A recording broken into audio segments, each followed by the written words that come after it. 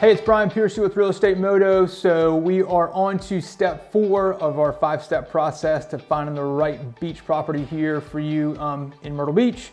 And in this step, at this point, you've already gone from what's your goal, you figured that out. You figured out how involved you want to be from a management perspective. Step 3, you figured out what you can afford from a cash flow, from a lender possibility. Step 4 is finding the right broker. Obviously, we'd love for you to help, to work with us at Real Estate Moto, but ultimately, that's okay. We want to help you find the right broker, whether it be us or whether it be someone else. You may even be looking at a beach property in Florida. We don't even operate in that market. Hopefully, you can use this series to still help you find the right property. So number 1, it's all about experience. There's a stat that kind of blows my mind that I saw recently. There's 1.3 million agents in the country, and about half of those agents don't sell any properties. Think about that for a second. You've got 700,000 agents, half of the market effectively that doesn't even sell one home or condo a year. Definitely don't want to work with them. You don't want to be their one sale for the year. Only 43,000 agents sell 25 or more homes or condos a year, and only 15,000 sell more than 50 properties a year. You don't necessarily have to get to that top 1%, but you want someone that does a good amount of volume, and certainly just volume in general.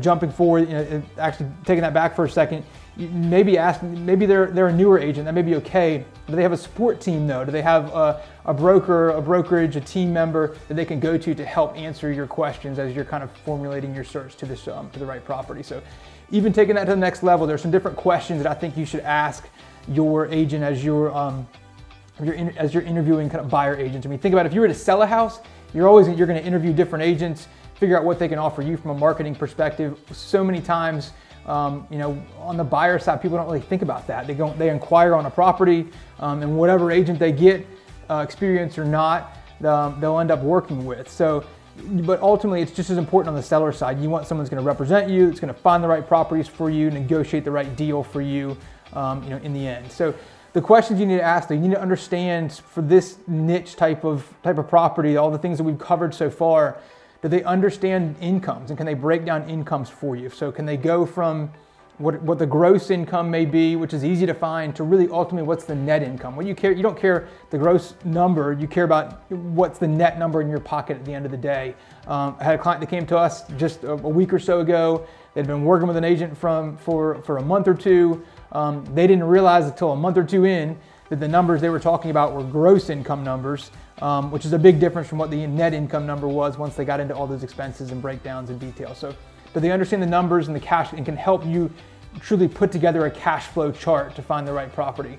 Do they understand HOAs? The HOAs for properties like this are heavily involved. They cover a lot of things. On the surface, it looks like a big number, but ultimately it's because it covers a lot of different items. So do they understand HOAs and what they cover and what they don't cover?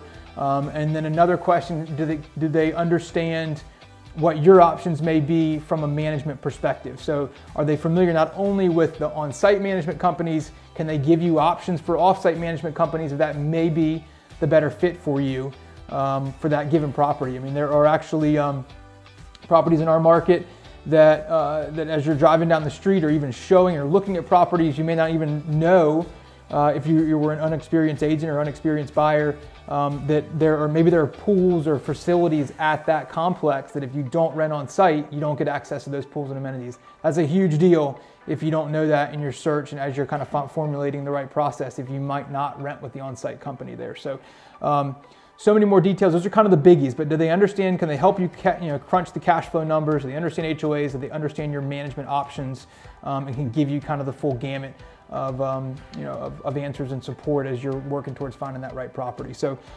again, we'd love to help you. Ultimately, hopefully you can use these tools, these steps, and those questions to help find the right real estate broker for you to find the right property. So on the next step, the 5th step, is ultimately finding the right property. So kind of the fun part. Hopefully, again, these steps have kind of helped you get to that level, and we'll catch you on video 5, which will kind of talk you through some of the different options and how to find that right property.